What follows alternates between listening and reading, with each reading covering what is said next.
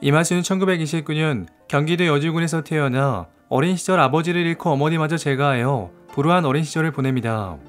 초등학교를 다니다만 이마수는 소매치기와 주먹질 등 각종 범죄로 형무소로 들락거렸었죠. 그러다 그는 종로에 위치한 평화극장에서 판매원을 한 것을 계기로 영화계와 인연을 맺기 시작했고, 이후 극장을 지키는 기도로 성장하며 주목계에도 들어가게 됩니다. 그러던 중 해방을 맞아 평화극장의 일본인 주인이 고향으로 돌아가자 놀라운 수완을 발휘하여 극장을 인수합니다. 극장을 인수한 뒤에는 영화사를 창업하면서 연예계의 대부로 떠오르기 시작했죠. 그리고 여주 출신인 그는 옆 동네 이천 출신인 정치깡패 이정재와 인연을 맺고 동대문 사단의 3인자로 군림합니다.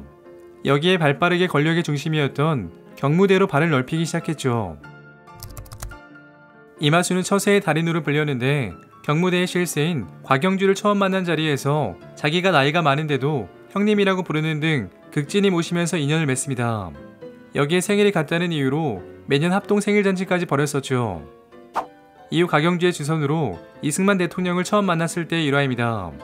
이마수는 다짜고짜 큰절을 올리면서 마치 돌아가신 아버님을 뵙는 것 같습니다. 카카, 제가 아버님이라고 불러도 되겠습니까? 라며 눈물을 펑펑 흘리며 간청합니다. 이 말에 감동한 이승만은 이마수를 수양 아들이라며 총애하기 시작했죠. 이처럼 대통령의 총애까지 받기 시작한 이마수는 거칠 것이 없었습니다. 권력의 비호 아래 홍콩과 합작하여 이국 정원을 만드는 등 많은 영화를 제작하며 영화계의 진정한 거물로 올라섭니다. 배우 윤일봉은 당시를 이렇게 기억합니다. 이마수가 홍콩의 셔브라더스와 합작하여 영화를 만들게 되었을 때 처음 만났다. 채물은 김진기와 영화에 출연하게 되었고, 그 인연으로 우리는 이마수가 운영하는 영화사에 전속 배우로 계약하게 되었다. 당시 영화계가 시장도 좁고 사회 분위기와 맞물려 어려운 때였는데 그 속에서 이마수 씨의 역할은 컸다. 그리고 이마수는 노골적으로 이승만을 찬양하는 독립협회와 청년 이승만 제작에 나섭니다. 자유당으로부터 4천만 원이라는 어마어마한 거금을 지원받아 국내 인기 배우들을 총출동시키는 등 엄청난 노력을 기울였죠. 감독은 영화계의 거물 신상옥이었으며 당대의 미남 배우였던 김진규가 이승만을 연기합니다. 이 영화는 자유당 정권의 재집권을 위해 만들었던 정권 홍보 영화였고, 이 영화에서 이승만은 단 하나의 흠결도 없는 우국 청년의 모습으로 그려졌죠. 과거 영화 관람료에는 입장세가 붙었는데 이는 한국영화 산업 발전에 큰 장애요인이었습니다. 그러다 이승만 당시 대통령이 국산 영화의 입장세를 전면 면세하면서 우리나라 영화 산업은 비약적으로 성장합니다. 1955년 14편이었던 제작 편수는 1950년대 후반에는 한 해에만 100편 이상을 제작했죠. 배우 A씨는 당시를 이렇게 기억합니다. 당시 이마수가 곽영주 씨와 친분이 있었던 것은 사실이나 그들의 힘을 빌려 한국영화 상원간에 면세 조치를 허가받기도 했다.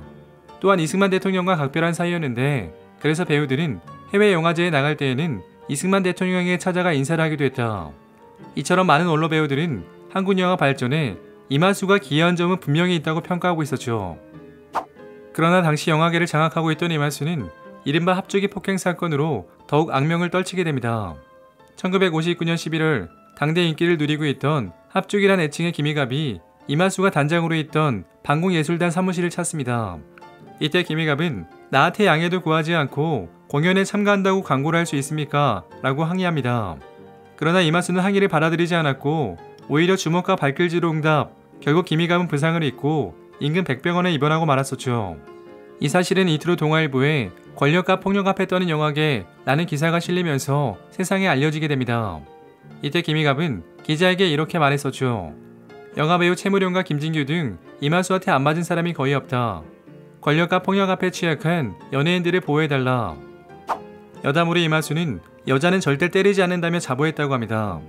한 번은 영화배우 김지미가 여배우들끼리 모인 자리에서 이마수에 대한 뒷담화를 했는데 우연히 이마수가 그 자리에 있었고, 이에 김지미는 벌벌 떨었다고 합니다. 그리고 며칠 후 김지미는 이마수의 편지를 받았는데 편지에는 이런 내용이 적혀 있었죠. 당신 말대로 나는 깡패는 맞소. 그러나 적어도 난 여자를 패거나 괴롭히진 않소. 행여 여배우들을 무섭게 주눅들게 했다면 내가 사과하겠소. 그리고 동아일보 기사가 나간 뒤 이마수에 대한 여론이 악화되자 경찰은 이마수를 불구속 입건합니다. 이후 이마수가 경찰에 불려다니자 곽영주는 수사 책임자들을 불러 호통을 쳤다고 합니다.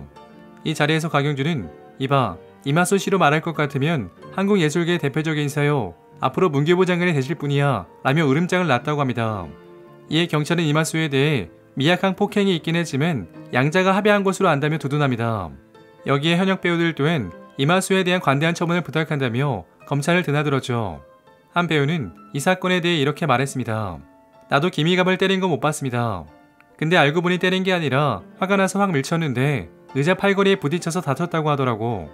이마수가 좀 단순하고 욱하는 성격이긴 했는데 그렇다고 배우들을 그렇게 때리고 욕하는 사람은 아니었었거든. 사실 이마수가 마음먹고 때렸으면 상태가 그 정도겠어. 결국 이마수에게 내려진 처벌은 벌금 3만 원이 전부였습니다. 오히려 이마수는 구타 사건 한 달 후 영화인들의 추대에 따라 한국영화제작가협회 회장직에 오르며 진정한 영화계의 황제의 모습을 보여줍니다.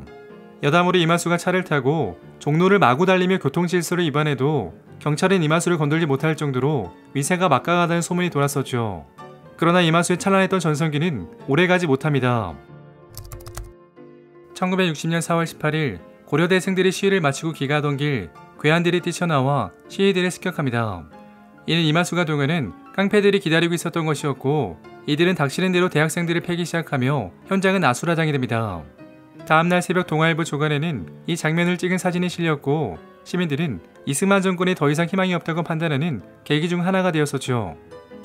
이후 이승만 정권이 붕괴되었고 5.16 쿠데타로 박정희가 정권을 잡게 됩니다. 박정희 정권은 민심을 얻기 위해서는 깡패들을 반드시 처단해야 한다고 판단했고 이마수를 구속하여 사형 선고를 내립니다. 사형을 선고받은 이마수는 최후 진술로 이렇게 말했었죠. 자유당을 위해 청년 이승만 등의 영화를 만드는 등 이용만 당하다가 재판을 받게 되었으니 잘 살펴달라. 내매를 맞지 않은 영화배우가 없다고는 하지만 또 내 덕을 안 본 영화배우가 있냐고 묻고 싶다. 그렇게 1961년 이마수는 형장의 이슬로 사라졌지만 그가 사형을 당해야 할 만큼의 죄를 지었는지는 지금도 논란의 여지가 있습니다. 많은 역사학자들은 군사정권의 공포정치를 위한 희생양으로 보는 시각이 많습니다. 실제 당시 군부는 깡패들에게 사형을 선고하여 국민들의 이목을 돌리고 민심을 잡으려 했던 것도 사실입니다. 과거 인기리에 방영했던 야인시대에서는 탤런트 최준영 씨가 이마수의 역할을 맡았습니다. 이 드라마에서 이마수는 단순 무식의 폭력과 폭언을 일삼는 극악무도한 인물로 나왔었죠. 이에 이마수의 유족들은 드라마가 아버지를 왜곡했다며 작가를 상대로 손해배상을 청구합니다. 이들은 이렇게 말했습니다. 정확한 고증이나 확인도 없이 무조건 부친을 매도하고 있는 무책임한 방송의 작태에 분노를 금할 수 없다. 이젠 아버지를 위해 나서야 할 때가 됐다고 생각이 든다. 그리고 이들이 나서게 된 배경에는 원로 영화인들이 있었습니다. 원로 영화인들은 드라마 야인시대가 보여주는 이마수의 모습은 과장과 왜곡이 도로 넘어섰다며 문제를 제기한 것이었죠. 과거 김희갑과 함께 최고 인기를 누렸던 구봉선은 이렇게 말합니다. 이마수라는 양반이 영화계를 휘둘렀던 건 맞아.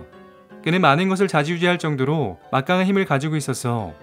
다른 사람들은 못하는 일을 뚝심 있게 밀어붙여 큰 성과를 거두기도 했다고.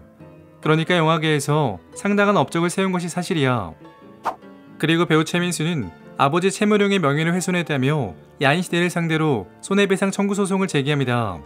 드라마 야인시대에서는 이마수가 최무룡을 불러내 구타하는 장면을 방영했는데 이에 대해 최민수는 당시 그와 같은 일은 있지도 않았다며 언성을 높였었죠.